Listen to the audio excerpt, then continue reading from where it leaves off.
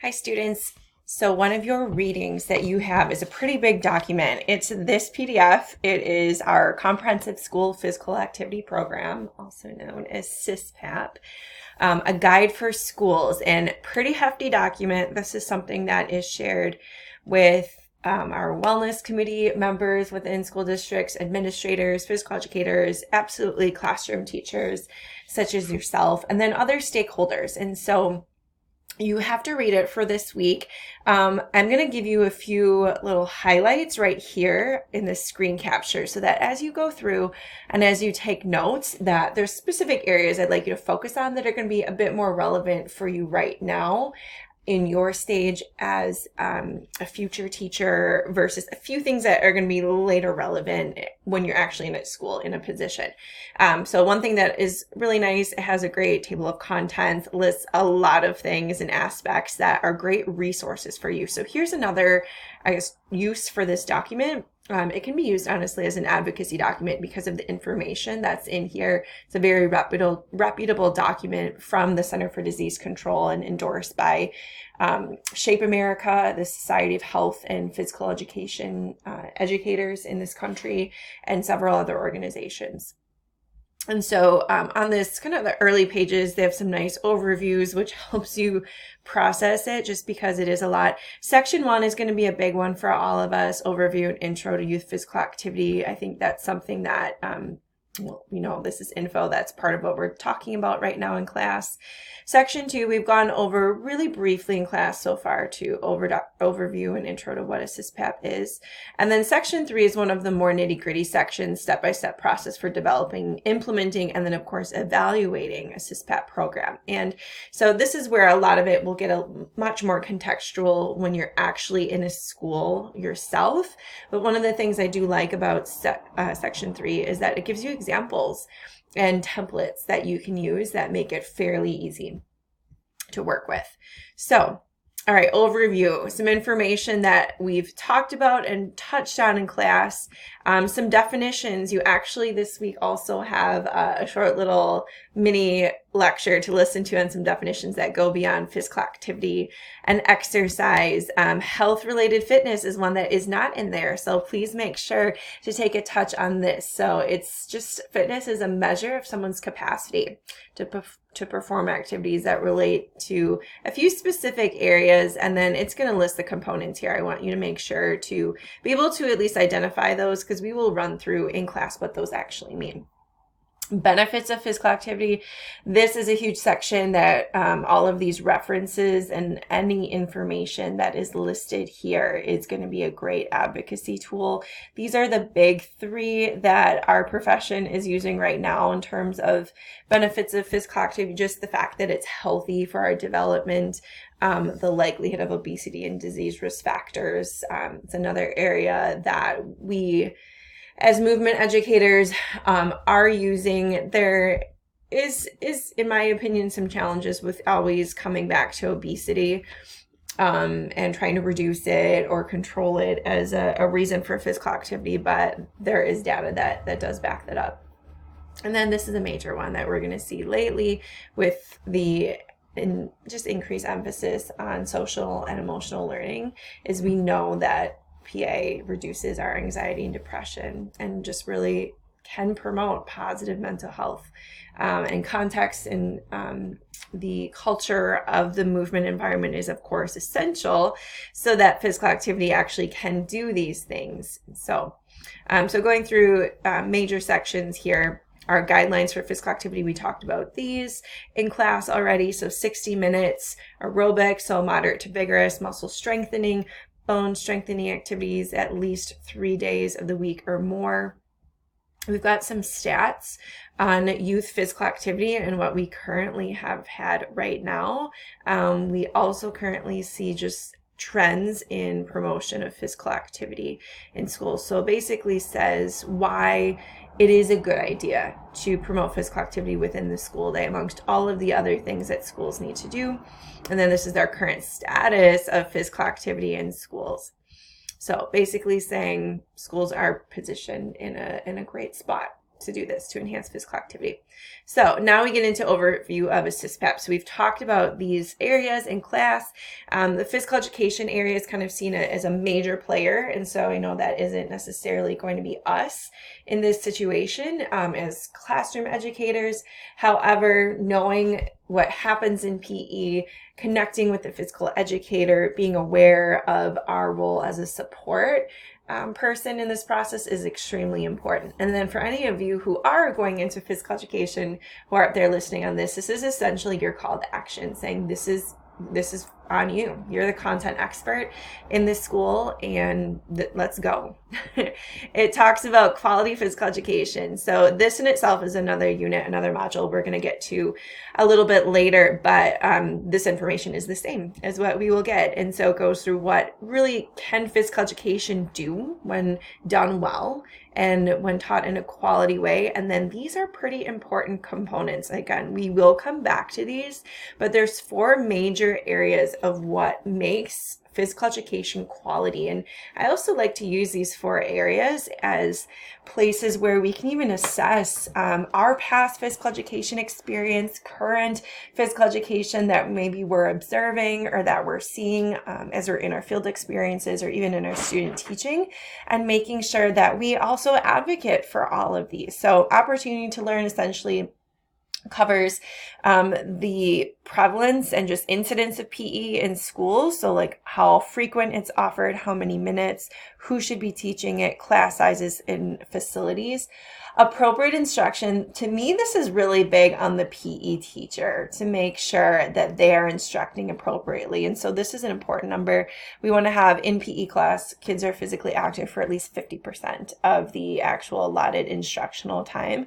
In elementary school, we tend to see that done pretty well. But as we get into middle and high, sometimes we see a little bit more of lecturing or lecturing styles, which aren't always effective for getting at least 50% moderate to vigorous PA in class time. And so that's something teachers have to work on, especially at secondary. Maximum practice opportunities. And so what this looks like in real teaching is going to be not waiting in lines for a turn. It's going to be a piece of equipment for each kid to be working with.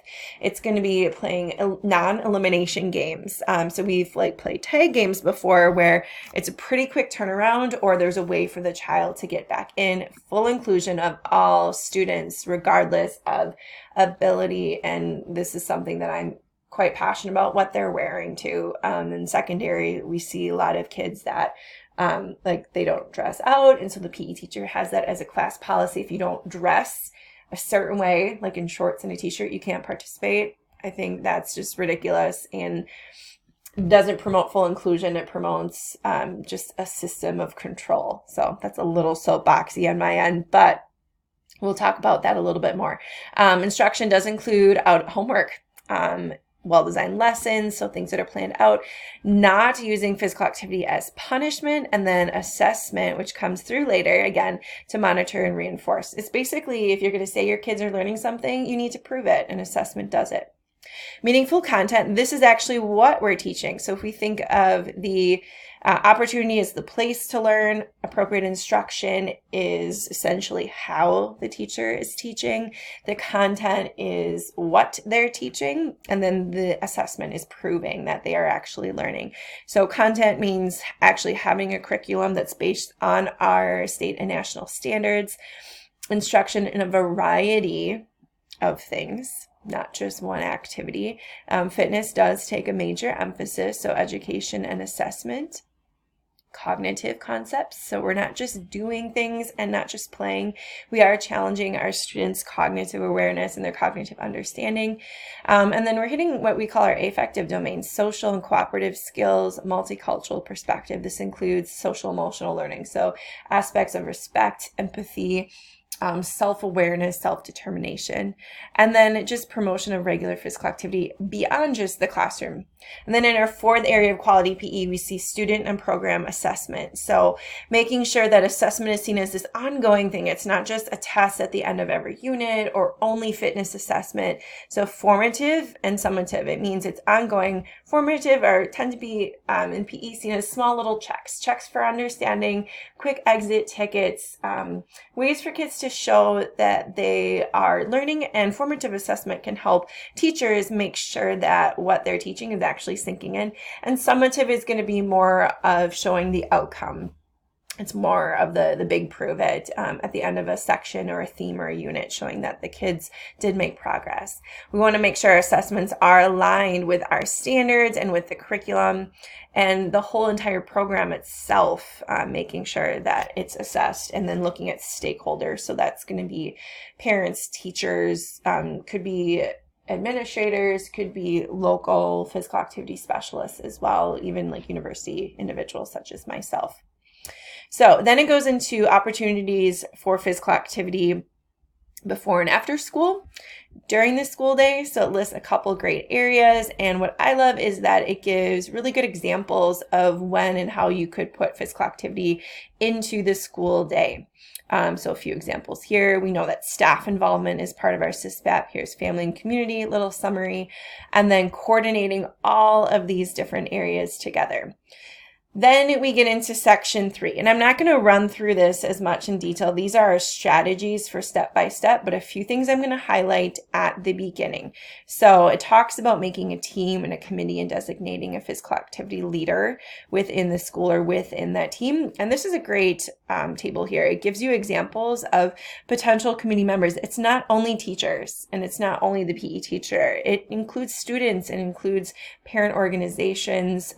Even think of having a student health council, and this could be members of actual kids could be a part of that. This is where you could have community members can be a part of this. So we have healthcare providers, fitness providers in the community, district office board. Again, we see healthcare providers, anyone else in the community, local universities or colleges. That's people like me, can serve on school wellness committees or coordinated school physical activity committees. And then this is a great one that I love. Get the media involved. There's got to be someone in local media who likes moving, who likes fitness, maybe is a runner or, is an athlete. Maybe someone who works with sports casting, but also has a heart for children. What a great way to have them on a committee, because then you have an avenue right into promotion of what your school is doing. It involves assessing your current situation with physical activity, and then kind of our typical process for strategic planning. Have your team assess vision of what you want, so what you envision for your school, goals, which are more broad statements for what you want. Objectives are much more specific, like a learning objective, so goal is a broad statement. And we've got program results and how they're going to be achieved. So it's kind of thinking of the end in mind. This is exactly what will be done. It talks about using SMART goal writing and gives us some really, really great examples. So I'm just going to showcase this first one. So the goal 1 is increase opportunities during the school day to increase our moderate to vigorous physical activity. And so here's our objective, very specific statement that says what we're going to be having as an outcome. So by the end of year 1, all of our K-2 teachers will have participated in a one-day training on how to integrate physical activity into their current lesson plans. And then it says, so that's the training is in year 1. By the end of year 2, all K-2 students will receive at least one daily lesson that includes physical activity. So that's really our implementation. That means the teachers are implementing what they learned and have been supported in. That's huge too. We can't just throw a training at you, and a one-day training especially, and expect you to just do it for the whole rest of the school year. But that's an example of what this could look like. And so we know that to go from what is current to this goal and to having these objectives happen, a good amount of work and planning, funding, and even resources and support is going to need to go into that, and be prepared in class to talk about what we might need as teachers to go from this goal, from a one-day training into objective 1B. All K-2 students will have that daily lesson, and that includes physical activity. From there, there's templates for vision statements, etc. Tons of other stuff. And not that I don't want you to go through this, but this gets a lot more specific into the actual strategic planning when you're in when you're in your school setting. So anyways, this is a great document to also save after we are done with this class. I'm going to end this for now. Happy reading, and I will see you our next class.